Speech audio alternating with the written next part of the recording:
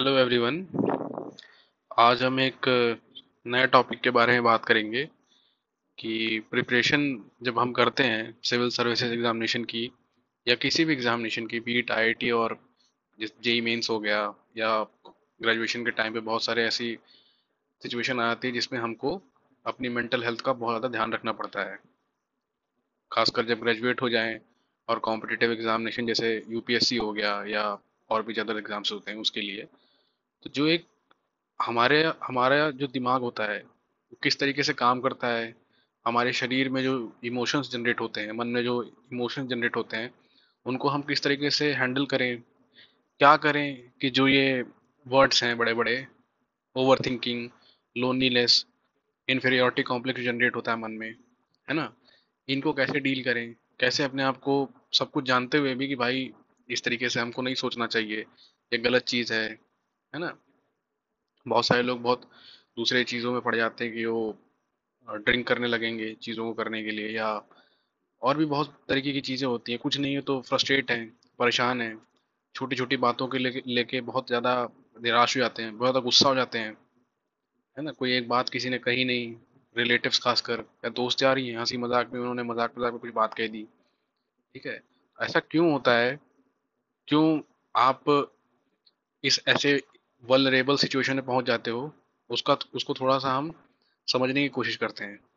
देखो इसके पीछे क्या होता है ना, कि मैं बहुत कोई मेडिकल का स्टूडेंट तो हूँ नहीं, बट यस जो चीज़ मैंने हमेशा महसूस की है, अपने दोस्तों से बात करके जो देखा है, कुछ लोग मेरे साथ हैं जो इन सब चीज़ों के ऊपर चर्चा करते हैं।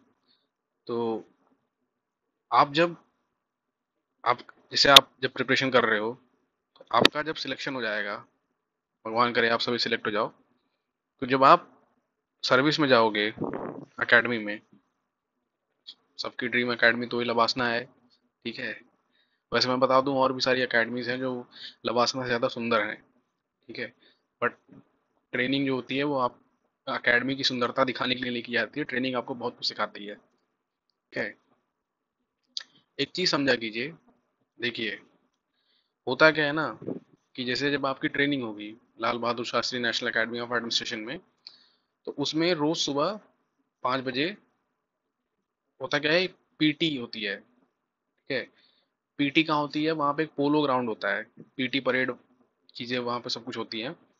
तो उसमें होता क्या है कि अगर आप मान लो पीटी में लेट पहुंचे हुए हो, 5 मिनट भी 10 मिनट भी या थोड़ा बहुत भी लेट हुए हो, ठीक है, या मान लीजिए आपने स्किप कर दिया, स्किप तो कर ही नहीं सकते, बीमार पड़ गए कुछ हो गया, नहीं कर ही नहीं सकते, ठीक है, बहाना मार दिया किसी चीज़ का। तो उसका एक ये होता है कि आपको एक टर्म होता है वहाँ पे, एक रूम होता है बेसिकली, जिसको कहा जाता है रिफ्लेक्शन सेंटर, ठीक है। ये रिफ्लेक्शन सेंटर का क्या काम होता है कि जब आप मान लो पीटी परेड मिस कर देते हो, सुबह की पीटी मिस कर देते हो बेसिकली, ठीक है, सुबह टाइम पे नहीं उठे, गए नहीं, और 5 बजे का मतलब 5 बजे, ठीक है, कि ठंड पड़ रही है, मसूरी की ठंड पहाड़ में कितना ज़्यादा होता है, और यहाँ के प्लेन एरिया से ज़्यादा खतरनाक होता है, ठीक है। बट स्टिल आपको सुबह उठना है, पीटी करनी है, डिसिप्लिन में रहना है, ठीक है। पूरे ट्रेनिंग के दौरान ये बोला जाए कि हर चीज़ बड़ी मज़ेदार है। वो जब एक ट्रेनिंग का पीरियड पूरा हो जाता है तब लगता है मज़ेदार। जैसे आप जब कॉलेज में जब होगे 4 साल में, चाहे आप इंजीनियरिंग कर रहे हो या मेडिकल में जितना भी समय लगता है, लॉ कर रहे हो उसमें समय लगता है, तो उसमें उस प्रोसेस के दौरान आपको बड़ी तकलीफें होती है, क्योंकि आप डेली बेसिस पे कुछ छोटी मोटी चीज़ें डील कर रहे हो, प्रोफेसर्स के साथ, दोस्त यार के साथ, है ना। एक वहाँ पर भी इन्फीरियोरिटी कॉम्प्लेक्स जनरेट होता है, बहुत बारी आप अकेले हो जाते हो, तो उससे डील करते हो। बट जब आप ग्रेजुएट हो जाते हो, जब आपका कोर्स खत्म हो जाता है, जब आपको डिग्री मिल जाती है, तो जब आप वही समय पीछे पलट के देखते हो तो आपको बड़ा अच्छा लगता है। सेम इसी तरीके से ट्रेनिंग में होता है। तो यहाँ पे यही कि रिफ्लेक्शन सेंटर होता है, अगर आप मान लो वो पीटी मिस कर देते हो, तो आपको रिफ्लेक्शन सेंटर में भेजा जाता है, ठीक है। रिफ्लेक्शन सेंटर होता क्या है, बेसिकली एक रूम होता है, ठीक है। इसमें कुछ नहीं होता, आपको जाना है, वो रिफ्लेक्शन सेंटर में रहना है, बैठना है, ठीक है। ना आपके पास कोई मोबाइल होगा, टैबलेट लैपटॉप, कोई इलेक्ट्रॉनिक डिवाइस नहीं, कोई बुक नहीं, कोई कुछ नहीं, एकदम खाली कमरा इसको बुलाता है, ठीक है।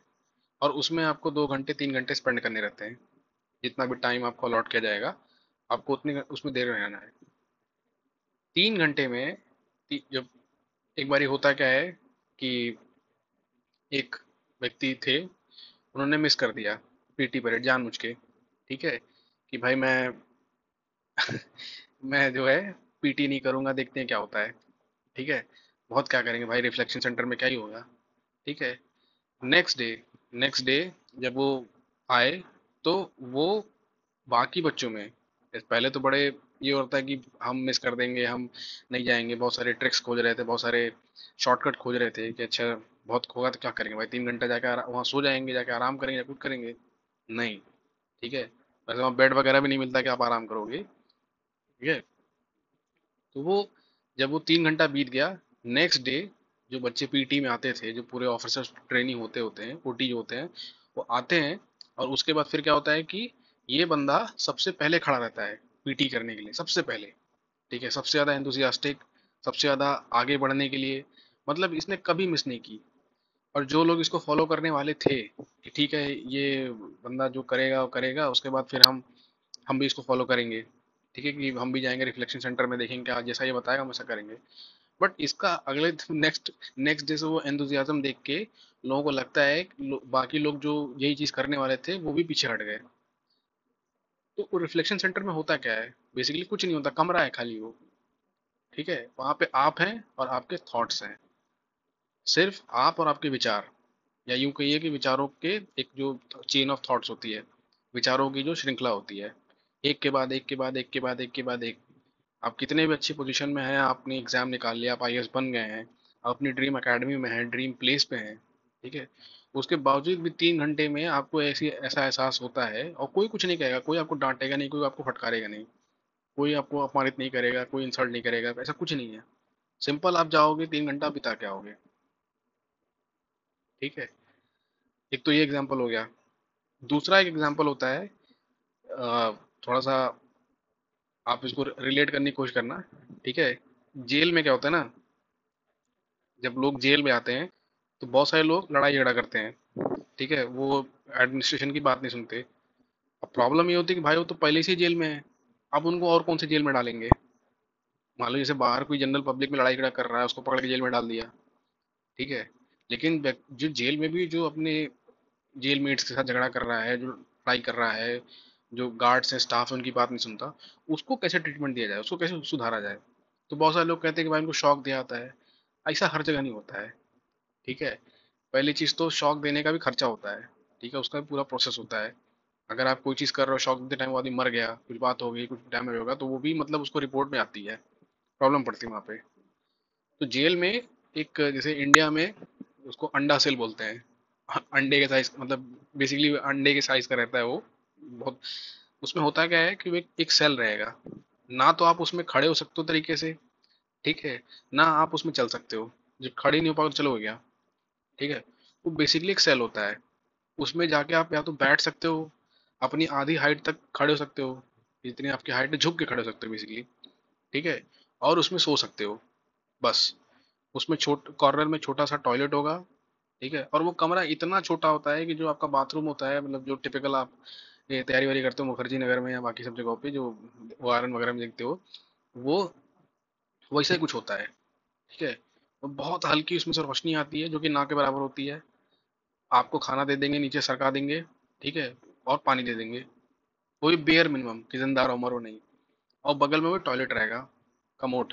ठीक है, वेस्टर्न स्टाइल का है, जैसा भी रखते हैं कई कई जगह पे, वो रहेगा। और आप अकेले उस कमरे में, कोई आपको डिस्टर्ब करने नहीं आएगा, कोई आपको बोलने नहीं आएगा, आप रहोगे। और टाइम कितना स्पेंड करना है, महीना भर, 20 दिन, 2 महीना, डिपेंडिंग अपॉन आपका व्यवहार कैसा है। ठीक है, आप एकदम ही बिल्कुल वो। और ज्यादातर जो लोग होते हैं वो या तो पागलपन के नजदीक पहुंच जाते हैं, या तो सुधर जाते हैं। ठीक है, अब आपको धीरे धीरे समझ में आएगा कि जो अ, दिमाग होता है, ठीक है, ये दिमाग की साइकोलॉजी होती है। आपका आपका कॉन्शियस नहीं, आपका सब कॉन्शियस माइंड इतना हावी हो जाता है ना आपके ऊपर, और डिपेंड करता है कि आप कितना ज्यादा अपने आप को किस तरीके के लोगों से घेर घेर के रखते हो, किस तरीके के विचारों से अपने आप को घेर के रखते हो, कि आपके चारों तरफ का एनवायरनमेंट कैसा है। दुनिया में शायद ही कोई ऐसा आदमी होगा जिसके सारे विचार बहुत अच्छे होंगे, कि जब भी वो अकेला है, जब भी वो कुछ ऐसा फील करता है तो उसको अच्छे विचार आते हैं। खाली दिमाग शैतान का घर होता है, आपको पता है। ठीक है, आप बचपन सुनते आए हो। आप फील करते होगे तैयारी में, महसूस करते होगे कि हाँ भाई, है ना। तो प्रॉब्लम क्या होती है? प्रॉब्लम यही होती है कि जो आप पढ़ाई लिखाई कर रहे हो, जो आप एक कमरे में बंद हो, ठीक है, आप जो प्रिपरेशन कर रहे हो, पहली चीज तो ये जर्नी बहुत लंबी है, जिसका कोई अंत नहीं है। कब खत्म होगा हमको नहीं पता है। ठीक है, हमारे लिहाज से तो अभी तो ये भाई कोई अंत नहीं है। और दूसरी तरफ समस्या ये है कि 8 महीना, 10 महीना, साल भर, 1.5 साल, 2 साल, कितना समय लगेगा? ऑलरेडी पैसा लगा चुके हैं। टेंशन वगैरह जो रहती है, जो नेगेटिव थॉट बेसिकली जो आते हैं, ठीक है, वो सब रहता है। और आप अगेन अकेले कमरे में बंद हो। आप अगेन किताबों के साथ भिड़ रहे हो। पढ़ाई लिखाई कभी भी इंटरेस्टिंग नहीं होती अनटिल अनलेस वो पढ़ाई लिखाई एग्जाम के पॉइंट ऑफ व्यू से न की जाए। जो पढ़ाई लिखाई कभी इस लिहाज से चेक की जाती है कि आपका टेस्ट लिया जाएगा, तो चाहे मैथमेटिक्स हो, चाहे फिजिक्स हो, चाहे हिस्ट्री हो, चाहे हिंदी हो, आसान से आसान चीज भी आपके लिए कठिन हो जाएगी। बचपन में वो एक मैग छोटे से वो कौन सी आती थी वो किताब, बच्चों वाली, चंपक नंदन टाइप से, ठीक है, हंसी मजाक वाली है। ठीक है, अब मान लो आपके स्कूल में वही किताब चलने लगे, ठीक है, और उससे सवाल पूछना स्टार्ट कर दें, उस पर टेस्ट लेना स्टार्ट कर दें, उस पर बेसिक आपके असाइनमेंट बनाना स्टार्ट कर दें, उस पर आपको मार्क्स मिलेंगे। आपको आप जब आपका जजमेंट किया जाएगा उस पर, आपको एसेस किया जाएगा, ठीक है, और उसी की बिना पे आप आगे बढ़ोगे, पास होगे, है ना। तो वही चंपक और नंदन टाइप की, जिसमें कोई सेंस नहीं है स्टोरी का, बच्चों के लिए लिखी गई है, बेसिकली जो 7-8 साल के बच्चे होते हैं, जो थोड़ा बहुत मतलब थर्ड या फोर्थ स्टैंडर्ड पढ़ रहे हैं उनके लिए, इवन सेकंड स्टैंडर्ड पढ़ रहे हैं उनके लिए, तो कितना कठिन हो जाता है सोचो। वही बुक उनके लिए कितनी नुकसानदायक हो जाएगी। सेम उसी चीज तरीके की चीजें होती है एनसीईआरटीज, ठीक है, जो आप एनसीईआरटीज पढ़ते हो, ठीक है, 6 से 8 वाली कहानी लिखी होती है इसमें, स्टोरी। कोई इंपॉर्टेंट फैक्ट, कोई इंपॉर्टेंट डेटा, कोई इंपॉर्टेंट वर्ड शायद ही आपको ऐसा जल्दी मिलेगा इसमें। इवन जो मान लो कोई चीज़ ऐसे दी रहती है जो एग्जाम के पॉइंट ऑफ व्यू से काम आएगी, वो तो आप इतने बड़े हो गए हो कि आप समझ समझ जाओगे कि भाई क्या है। ठीक है, कर ही लोगे, उसके लिए आपको अलग से समझने की जरूरत नहीं है। बट सिंस ये बुक्स, अभी आप इतने बड़े हो गए हो, कोई 20 साल, 21 साल, 22 साल, 23 साल, 24 साल है, ये बेसिकली किनके लिए लिखी जाती है? 11-12 साल के बच्चों के लिए लिखी जाती है ना। 6 क्लास में लोग इतने साल के तो होते हैं, 10 साल, 11 साल, 12 साल, इतनी यही तो एज होती है। स्टिल ये बुक पढ़ने में लोगों को समस्या होती है, मैं मजाक नहीं कर रहा हूँ। ठीक है, कितनी भी आसान से आसान बुक दे रखी हो। हिस्ट्री, हिस्ट्री देखिए, one of the most easiest subject जिसको बोला जाता है, one of the most interesting subject पूरे सिलेबस का, मोस्ट इंटरेस्टिंग सब्जेक्ट है। ठीक है, अगर आप इसको असेसमेंट के लिहाज से ना पढ़ें, या एग्जाम के पॉइंट ऑफ हिस्ट्री इसको ना पढ़ा जाए, ठीक है, तो होता क्या है, आपको हर डेट याद रहेगी। आप डेट याद करने पर नहीं, आपको टाइम फ्रेम को फोकस, आपको टाइम फ्रेम को समझने में फोकस करोगे, कि भाई अगर हम 1600 की बात कर रहे हैं तो 1600 का मतलब क्या हुआ। या जैसे मान लीजिए 1498 में जब वास्को डिगामा इंडिया में पहली बार आया था, कालीकट में, तो वो क्या था, मतलब हम लगभग लगभग 1500 बीसी की बात कर रहे हैं। 15, है ना, 1500 की बात कर रहे हैं। आज से मतलब कितना साल हो गया, लगभग 2023 चल रहा है, 500 साल पहले।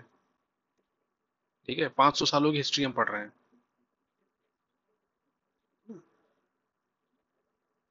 पढ़ना लिखना कभी भी आसान नहीं होता है, इस वजह से कि आपका असेसमेंट किया जाएगा, आपका टेस्ट लिया जाएगा।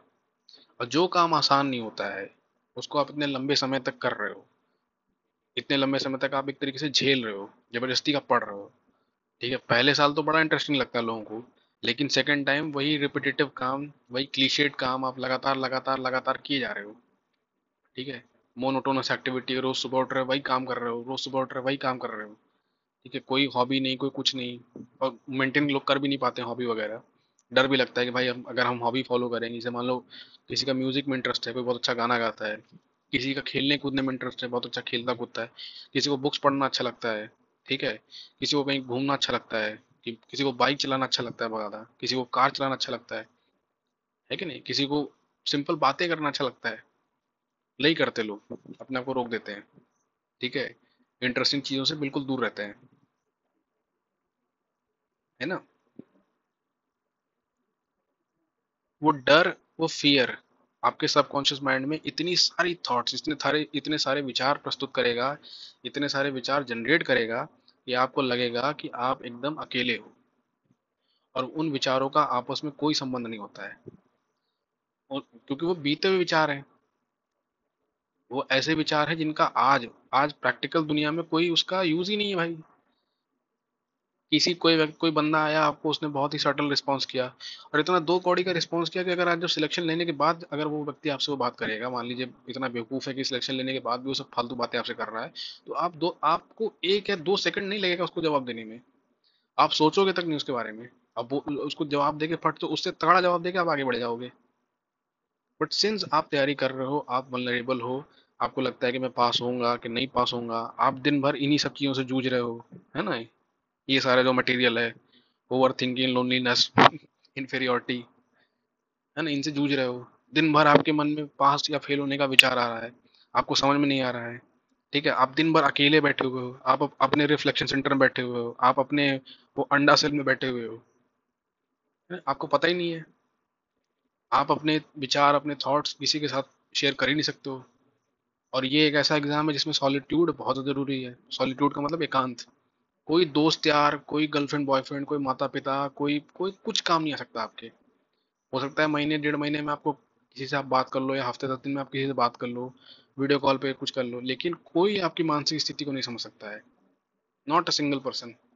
हो सकता है कहीं आप कोई मोटिवेशनल स्पीक स्पीच सुन लो, कोई आपका दोस्त हो सकता है, कोई इधर से उधर से आया, कोई उसने आपको कोई चीज बता दी, ठीक है, आपके बारे में थोड़ा तारीफ कर दी, इनडायरेक्टली बहुत ऐसी गहरी बात कर दी जो आपने कभी सोचा नहीं, और उस बात को सोच के आपको मोटिवेटेड फील हो रहा है, आपको बेसिकली अपने बारे में अच्छा लग रहा है कि उसने आपकी तारीफ की है ना, कभी कभार की, भाई तू बहुत, जो काम कर रहा है तू बहुत हिम्मत वाला काम है, सब नहीं कर पाते, आपने सुन लिया, ठीक है। या मान लीजिए इनडायरेक्टली उसने बोल दिया कि यार अगर इतना कोई झेल पाता तो यहाँ अभी तक खड़ा होता, टिका टिका रह पाता। इस तरीके की बातें। बट इस तरीके की बातें लोग हमेशा नहीं कर सकते ना, वो भी इतने लंबे समय तक के लिए, 3 साल 4 साल लगातार। एक टाइम के बाद लोग भी आपके अंदर इंटरेस्ट लेना बंद कर देंगे। आप इतना ज़्यादा कंप्लेन करोगे, इतना ज़्यादा शिकायत करोगे, बिकॉज बेसिकली आपको चाहिए क्या? आप दोस्त यार नहीं खोज रहे हो, आप साथ संगति नहीं खोज रहे हो, आप बेसिकली वो उस फियर से, उस रिफ्लेक्शन सेंटर से बाहर आना चाहते हो। आप चाहते हो कि मैं बिजी रहूं, आप चाहते हो कि आप वही चाहते हो कि जैसे आप कॉलेज में थे, सुबह जा रहे हो कॉलेज में, क्लास में कर रहे हो, खेल कूद रहे हो, खाना पीना कर रहे हो, दोस्तों यारों से मिल रहे हो, कहीं दुखी हो रहे हो, कहीं उदास हो रहे हो, कुछ लेकिन कुछ चल रहा है आपके जीवन में, लगातार गाड़ी आपके आगे बढ़ रही है। और 4 साल कब निकल जाता है आपको पता नहीं चलता है, 3 साल कब खत्म हो जाता है पता नहीं चलता है, साल भर कब निकल जाता है आपको पता नहीं चलता है। बट यहाँ यहाँ जिस मेंटल एगनी से आप गुजरते हो, उसका कोई अंत नहीं दिखाई देता है, ठीक है। और उसी में जितने भी ये 36 टाइप के इमोशंस हैं सब जनरेट होते हैं। बहुत सारे इमोशंस जैसे आप मेजर मेजर जो इंटेंस इमोशंस होते हैं, ठीक है, जैसे हंसना, खुश हो जाना, बेसिकली इसको आता है, उदास हो जाना, गुस्सा हो जाना, ठीक है, बहुत बोर्डम, फटीग, है ना, जो ये सब है, बहुत सारे इमोशंस तो आप कोई फील ही नहीं करते हो, इतने माइनर होते हैं। धीरे धीरे यहाँ फील करते हो। इतने मूड स्विंग्स होते हैं कि सुबह 10 बजे आपका कुछ और मूड था, 11 बजे कुछ और मूड है, 12 बजे कुछ और मूड है, 1 बजे कुछ और मूड है। अचानक से आप इतना दुखी हो, बट हो सकता है इंस्टाग्राम खुला, कोई रील देखी, इतनी तेज हंसी आ गई जिसकी कोई सीमा नहीं है। तो ऐसा क्या करें भाई कि हम इन सब चीज़ों से बाहर निकल जाएं। कोई दोस्त यार, कोई हमारे साथ रहे जो हमको सपोर्ट करे। तो ज़रूरी नहीं है सबके पास इतने दोस्त यार, इतने अंडरस्टैंडिंग जो लोग मिल जाएं, पेरेंट्स मिल जाएं, भाई बंधु मिल जाएं, है ना। कोई आपकी गर्लफ्रेंड, आपका बॉयफ्रेंड इतना समझदार हो, इतना पेशेंस वाला हो, अब इतना पेशेंस वाली हो, तो आपको हमेशा साथ दे, है ना। आपके दोस्त यार इतने हों कि अपने लाइफ में भले वो कितना खुश हैं कुछ हैं, लेकिन इतने समझदार हैं कि आपको समझा पा रहे हैं, और आप जो ये रेपिटेटिव डेली बेसिस पे या हर सेकंड में जो आपको फीलिंग हो रही है उसका कोई उपाय बता सकें, और आप शांत दिमाग से बैठ के पढ़ सको, आंसर राइटिंग कर सको, एकदम इंटेंस चीजें कर सको जो बहुत ही ज्यादा हार्ड वर्क की डिमांड करती हैं। ठीक है। और सबसे ज़्यादा समस्या तब होती है, जैसे अभी एग्ज़ाम आएगा, मान लीजिए महीने डेढ़ महीने आपके एग्ज़ाम बचा हुआ है, ठीक है, तो आपके ऊपर बहुत एग्ज़ाम का प्रेशर रहेगा। फिर जैसे ही मान लीजिए आपका एग्ज़ाम निकल गया, बीत गया, आपका सिलेक्शन नहीं हुआ, स्टिल आपके पास, आपको पता चला कि मेरे पास अब साल भर का समय है, प्रीलिम्स नहीं निकला तो मेरे पास अब नेक्स्ट प्रीलिम्स के लिए 12 महीने का समय है, 11 महीने का समय, 10 महीने का समय। ज़्यादा कठिन ना, वो एग्ज़ाम के पहले का डेढ़ महीना नहीं होता, ज़्यादा कठिन ये समय होता है एग्ज़ाम के बाद का, खासकर तब जब आप फेल हो गए हो। 10 महीना कटेगा कैसे भाई? दिमाग इतना इधर उधर जाता है जिसकी कोई सीमा नहीं होती। और ये एग्ज़ाम यही डिमांड करता है कि जब बाकी लोग बिल्कुल रिलैक्स थे, जब बाकी लोग डिस्ट्रैक्टेड थे, इधर उधर उनका ध्यान जा रहा था, उस समय आपको बैठ के पढ़ना था, उस समय आपको धीरे धीरे चीज़ें रिवाइज करनी थी, उस समय आपको आंसर राइटिंग करनी थी, कि जैसे अगले साल 2025 में जब प्रीलिम्स पड़ेगा तो ये समय जो है इसमें आपको अपना धीरज बना के डेली बेसिस पढ़ना है, बिना किसी टेंशन के, बिना किसी अकेलेपन की शिकायत करते हुए, बिना किसी दोस्त यार का हेल्प लिए हुए, कुछ नहीं, बट जो दिया गया है उसको पढ़ना है शांति से, आंसर राइटिंग करनी है, और कोई बहुत खतरनाक नहीं, सिंपल प्रीवियस क्वेश्चन लगाने हैं। तो ऐसा क्या करें कि हमारा दिमाग शांत रह जाए, हम पढ़ाई लिखाई भी कर रहे हैं। तो वहाँ पे रोल आता है एक्स्ट्रा करिकुलर एक्टिविटीज़, जो आपके स्कूल में या आपके कॉलेज में आपको सिखाई जाती थी। अब एक्स्ट्रा करिकुलर एक्टिविटीज़ का मतलब ये नहीं कि लगे भाला फेंकने, क्रिकेट खेलने, ठीक है, आपको भी पता है कि टाइम आपके पास बहुत कम है और आपको डेली बेसिस कुछ करना है, ठीक है, तो अपनी मोनोटोनस एक्टिविटीज़ को ब्रेक करना पड़ता है, ठीक है, कि 6 दिन पढ़ा, 7 दिन पढ़ा, 8 दिन पढ़ा, 9 दिन पढ़ा, अब पढ़ाई लिखाई मान लो आप अपने आप ही एक तरीके से सैचुरेट हो जाओगे, ठीक है। फिर बैठ के क्या करो, दूसरा काम करो। जैसे बहुत सारे लोग क्या करते हैं, उनको खाना बनाना पसंद है, तो अपनी मम्मी के पास चले गए, या मान लो जहाँ रहते हैं कहीं बाहर घूमने चले गए, उनको घूमना पसंद है। कोई थोड़ा बहुत मान लो रनिंग करने चला गया, रनिंग करना वैसे डेली चाहिए, टहलना वहलना आधे घंटे, उससे आपको बहुत रिलैक्सेशन फील होगा, ठीक है। और सबसे सटीक तरीका होता है बुक्स पढ़ना, ठीक है, डिफरेंट जॉनरे की बुक पढ़ना, ठीक है। आप चाहे हिंदी के हो, चाहे इंग्लिश पढ़ते हो, चाहे जैसे मतलब पढ़ो, अच्छे अच्छे ऑथर्स के, अच्छे अच्छे राइटर्स की बुक पढ़ो। जैसे कोई व्यक्ति बोले कि सर मैं तो पढ़ते पढ़ते वैसे ही पढ़ता रहता हूँ, तो मैं वो क्या नाम से बुक फिर कैसे पढ़े, तो वही वाली बात होगी ना कि भाई कार चलाते चलाते बोर हो गए तो मोटरसाइकिल चला लो। नहीं, ये थोड़ा सा डिफरेंट होता है, आप करके देखना, आपको समझ में आएगा क्या बात बोल रहा हूँ मैं। अगेन वो वही फैक्टर है ना, आप जो पढ़ रहे हो वो आपके एग्जाम में आएगा, दैट इज वाई हमेशा टेंशन में पढ़ते हो, कितना भी इंटरेस्टिंग रहे। बट जो नॉवेल पढ़ रहे हो वो आपको रिलैक्सेशन फील कराएगा। और दूसरी चीज, उसमें कोई data, fact, figure, diagram, introduction, body, conclusion, MCQ, ये ऑब्जर्व करना, वो सब नहीं लिखा रहता है। वो एक राइटर आपको अपना एक पर्सपेक्टिव दिखाने की कोशिश करता है, और बहुत सिंपल सरल शब्दों में लिखा रहता है। जैसे मान लो आपको इंग्लिश में कोई दिक्कत नहीं तो आप इंग्लिश में पढ़ो, ठीक है, हिंदी में दिक्कत है हिंदी में पढ़ो। तो हॉबीज यहीं पे काम आती हैं, है ना, कि गाना कोई व्यक्ति गाता है, रिकॉर्ड कर लेता है, सुनता है, कुछ दूसरा काम कर लिया, है ना। बहुत सारे लोगों को लिखने का बहुत शौक होता है, लिखते हैं लोग। बहुत सारे लोगों की इंग्लिश बहुत अच्छी होती है, ये दो कौड़ी इंग्लिश नहीं जो ये आजकल दिस दैट लाइक ये वाले जो करते नहीं है, अच्छी इंग्लिश, मतलब जिसको लिटरेचर, जैसे हिंदी भी बहुत सारे लोग बहुत गलत हिंदी बोलते हैं। हिंदी जो बोली जाती है बहुत शुद्ध हिंदी भी नहीं कि वो एकदम लगे संस्कृत की तरफ आगे बढ़ ले, शुद्ध हिंदी का मतलब हिंदी, है ना, जो लिटरेचर हिंदी का होता है वो सब कुछ, उसमें बहुत सारे लोगों का इंटरेस्ट होता है।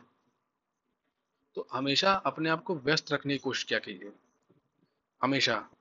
कभी भी इसको स्केप मत समझा कीजिए कि मैं स्केप कर रहा हूँ, कभी ना कभी तो मुझे अकेलेपन का सामना करना पड़ेगा। हाँ करना पड़ेगा भाई, करना पड़ेगा, बट तब आप इस परिस्थिति में नहीं फंसे रहोगे, जीवन या मरण की स्थिति नहीं रहेगी, ठीक है। कि आपके अकाउंट में एक चवन्नी नहीं है, उधार में जिंदगी चल रही है, पेरेंट्स से पैसा खींच रहे हैं, मतलब ले रहे हैं, ठीक है, और कुछ भरोसा नहीं है कि जो रिजल्ट होगा वो कैसा होगा क्या नहीं होगा। पर टीचर जैसी जिंदगी है, झगड़ा हो रहा है हर जगह ना, लैंडलॉर्ड से झगड़ा हो गया, दोस्त यार से झगड़ा हो गया, है ना, ब्रेकअप हो गया बहुत सारे लोगों का, बहुत सारे लोग नौकरी छोड़ के आए होते हैं, वो उसी उठा पटक में होते हैं कि भाई मैं क्यों आया यहाँ पे। आप तो जैसे खाली ग्लैमरस स्टोरी सुनते हो ना, ग्लोरीफाइड स्टोरी, आप तो एकदम एक्सट्रीम गरीबी, कि झोपड़पट्टी में रहते थे, है ना, ईंट भट्टे पे उनके बाप काम क्या करते थे, तीन तीन टाइम में से एक टाइम खाना खाते थे। एक तो ये स्टोरी सुनते हो, एकदम एकदम पॉवर्टी का ग्लोरिफिकेशन इसको बोला जाता है ना। और एक तो दूसरा सुनते हो कि 5 करोड़ रुपए का जो पैकेज था वो छोड़ के सिविल सर्विसेज करने की नौकरी करने आए, एक तो ये सुनते हो। बाकी बीच का जो जो आप लोग हो, जो एक्चुअल आप लोग हो, वो तो सुनते नहीं हो, उनके बारे में तो कोई बात ही नहीं करता है, कि सिंपल ठीक है, पढ़े इंजीनियरिंग की है, आईआईटी से पढ़े हैं, बट हमारा 5 करोड़ का पैकेज नहीं लगा। ठीक है, मान लो किसी सिंपल इंजीनियरिंग कॉलेज से पढ़ो, लेकिन हमको तो भाई हमारे यहाँ तो प्लेसमेंट ही नहीं होता है। कोई बीएससी कर रहा है, कोई बीए कर रहा है ना, कोई बीकॉम करके आया है, उनकी तो बात ही नहीं होती है। दिल्ली यूनिवर्सिटी किसी नॉर्थ कैंपस से नहीं पढ़े हुए हैं, है ना, सिंपल हम पढ़े स्टिल। बहुत सारे लोग ऐसे होते हैं जिनके मतलब इस टाइप के जो इनके अलावा जो लोग होते हैं उनकी बात ही नहीं की जाती है। उनको भी तो अकेलापन होता है, उनके भी तो मेंटल एग्नी का सामना करते हैं, फ्रस्ट्रेशन होता है, बहुत सारी बातें होती हैं। ठीक है, तो हॉबी जो है वो बहुत ज़रूरी होती है। फोकस बनाना बहुत ज़रूरी होता है। सोशल मीडिया से दूर रहना चाहिए। इंस्टाग्राम हो गया या व्हाट्सएप हो गया। पहले के टाइम में इंस्टाग्राम, व्हाट्सएप या फेसबुक वगैरह जो होते थे, उनसे ये होता था कि भाई चैटिंग में बहुत टाइम लगा रहे हैं। ठीक है, टाइम बहुत वेस्ट होता है। आज तो ये नेक्स्ट सीवीआरटी के लेवल पहुंच गए हैं, ये तो पूरी तरीके से आपको मैनिपुलेट कर देंगे।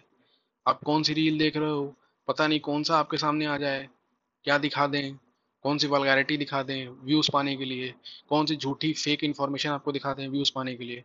उसका कोई अंत तो है नहीं, है ना। हाई कोर्ट्स की लाइव प्रोसीडिंग की क्लिपिंग काट काट के, जो बहुत ही कॉम्प्लेक्स इश्यूज होते हैं, उनको दिखा के व्यूज़ बटोरने की कोशिश की जाती है। इसने इनको ये कह दिया, उसने उनको वो कह दिया, है ना। और इंस्टाग्राम पे तो भाई वो 2 कौड़ी की रील खाली यही स्टैंड अप कॉमेडियन और फलाने ढिमकाने चीज़ें होती हैं कि उस पे तो भाई वल्गैरिटी कोई सीमा ही नहीं होती है।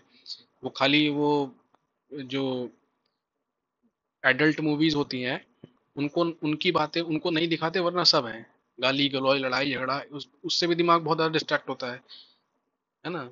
आप दिन भर फ्रस्ट्रेट हो और अंत में कोई आपको गाली दे रहा है, जैसे मान लीजिए आपके सामने कोई दूसरा व्यक्ति खड़ा है, वो तीसरे व्यक्ति को गाली दी जा रहा है, आपको खराब नहीं लगेगा?